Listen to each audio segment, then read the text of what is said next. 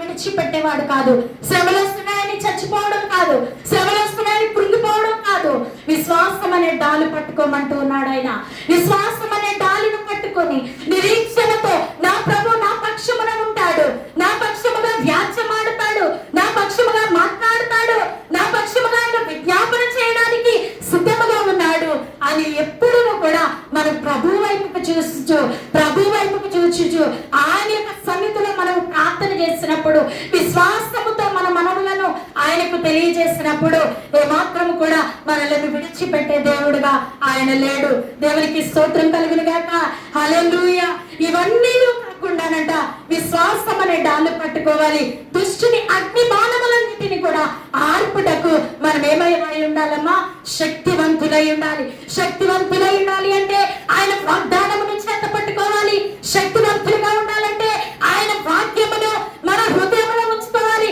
శక్తివంతులుగా ఉండాలంటే సత్యమైన దట్టిని మన నడుముకు కట్టుకోవాలట.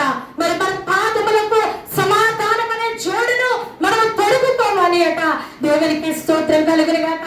ఇలాంటివన్నీ కూడా మనము కలిగి ఉన్నప్పుడు మనము శక్తివంతులు అవుతామట. మరి అపవాదిని ఎదిరించగలుగుతామట.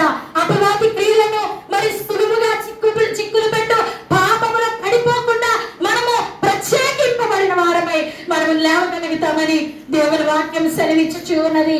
ప్రియమైన వారారా, సమస్యలు వెలుగులోనికి వెళ్ళిపోతా ఉన్నాం. ఈ లోకములో ఉన్నవారు అంతే. ఈ లోకమంతా కూడా మరి చిన్న చూపు చూసే విధముగానే ఉంటది. ఈ లోకంలో ఉన్నదంతా కూడా వ్యర్థమే.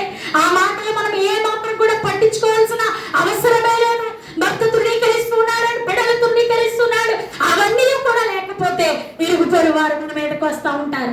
లేకపోతే మీకు ఇంకొక విచిత్రమైనటువంటి మాట చెప్పన ప్రియమైన వారారా, మనం ఎప్పుడైతే ప్రార్థనలో ఎదుగుతామో, ఎప్పుడైతే పరిచర్యలో స్థిరపరచబడతామో, ఎప్పుడైతే వాక్యములో నిలకడగా నిలబడగలుగుతున్నామో, ఎప్పుడైతే విశ్వాసములో నిలబడిపోతూ ఉన్నామో, ఎప్పుడైతే ఆ చీకటి పనులకు మనం ఎప్పుడైతే వాళ్ళు దూరం అయిపోయి ప్రభు సన్నిధికి దగ్గర అవుతూ ఉన్నామో, అలాంటి సందర్భంలోనే నీకు వ్యతిరేకతలు వస్తాయి ప్రియమైన వారులారా. అలాంటి సందర్భంలోనే లోకమంతా నిన్ను ఒకలాగా చేసి చూపెడుతుంది. ఇది ఈమె ఇలాగా, ఆమె అలా చేసింది, ఈమె ఇలా చేసింది, ఈమె ఎందుకు వెళ్తుంది దేవుని యొక్క సన్నిధికి, ఇలాగూ నిన్ను కలబిల చేస్తూ ఉంటది. ఇది కేవలం శరీరులు కాదు, ఇది కేవలం మానవులు చేసే పని కాదు.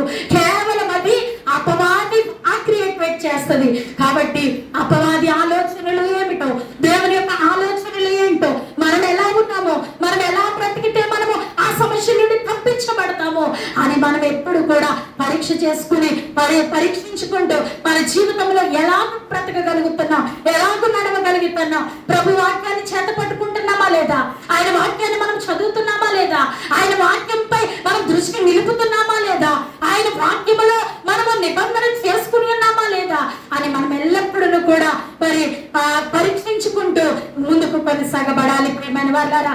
అందుకే దేవుని వాక్యం సెలవించుకుంది ఏమంటే, తుదకు ప్రభు యొక్క మహాశక్తిని బట్టి ఆయన మనం ఎలా ఉండాలి? బలవంతులై ఉండాలి. మన ప్రభు శక్తి కలిగినటువంటి దేవుడు, అని నామముల కన్నా పైనామము కలిగిన దేవుడు. ఆయన